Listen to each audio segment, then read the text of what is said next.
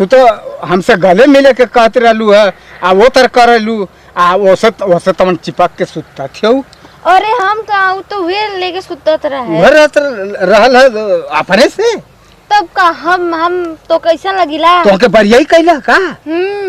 हाय हो दादा नाम तो से प्यार ना करीला ना करबू ना ता हम अब बचल के गंगा में कह देब का का बाजा कह देब कि हमार फोटो खींचले रहली है तो क्यों देखी तब ना देखी हम बता तो जल्दी बोला जल्दी बोले के है का बक हम चुमा मना दे हां तब कह देबो बचल के गंगा में ना बस तोर धजिया उड़ जाई। हां तो फोटो तो हइबे ना करत का फायदा उठौला कहां फायदा जानबूझ के तू फोटो खींचले रहला जानबूझ के ना खींचले रहनी रे जानबूझ के कसम से कहत हई कसम से हम जानबूझ के ना खींचले रहनी। तो फिर का हमके सरसों में लिया केला तो के काला फोटो खींचे के और के काला हमके सिखावे के तो से प्यार हो गई तो हम ना तो से प्यार करीला। अरे आज के दिन तेरी खोज के लिया लेनी तो का कैले तोरे साथ रे। अरे कहत रहला प्यार करे कि का करे कहत रहला हमरे साथे अच्छा? गोले लगे कहत रहला अच्छा? चुम्मा मांगत रहला। हां अरे तोरे मतिन त रहल वो बहुत खराब रहल सारा तू तो खराबे भगवा दिल तोरल ना जाला केहू का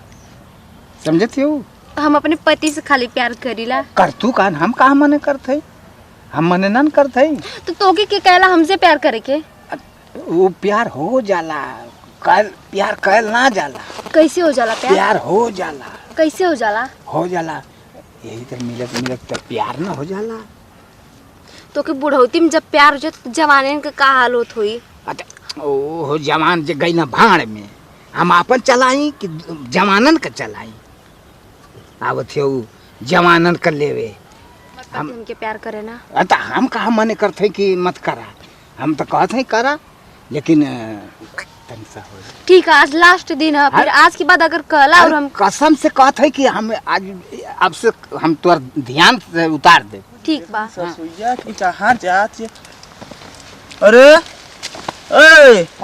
अरे ई का करत हो का हो हां सरसोईया देखे आ रहली है सरसोईया देखत हो मरत नहीं का करी सरसोईया का हो तू रोज रोज घूमे आत हो यही बहाने हां अच्छा हम जाते लोग कहां जात हो हां ए हम का बोलल रे हां हमार कोनो गलती ना है हमार कोनो गलती ना है कोनो गलती ना तो का रोज रोज इधर यहाँ आवत रहली है वो फोटो उड़ावे के रहल बस फोटो उड़ाव रहल कैसन फोटो रे वो तो डिलीट हो गल डिलीट हो गयल तो कैसन फोटो कैसन खिंचल रहल का कैसन फोटो वो एक फोटो रहल ना अच्छा लगत रहल ना तोर तो हमसे कहली एको बेर की उड़ा दो के फोटोवा के देख के तो ना उड़ा देलो होती। अरे हाँ ये तमरे दिमागवा में ना आल दिमागवा तोर कहां चर चल जाला तोरा नानी की है तो मारा मत ना का करी तो बुढ़वा से मिले वाले खातिर ना आइली रे। अरे ना ऐसा तो 12 मना तो उड़वा पदल अंदरवा का आइली उड़वा सरसोईया में अच्छे से उड़ जाए सरसोईया में अच्छे से उड़ जाई या 12 मना उड़ी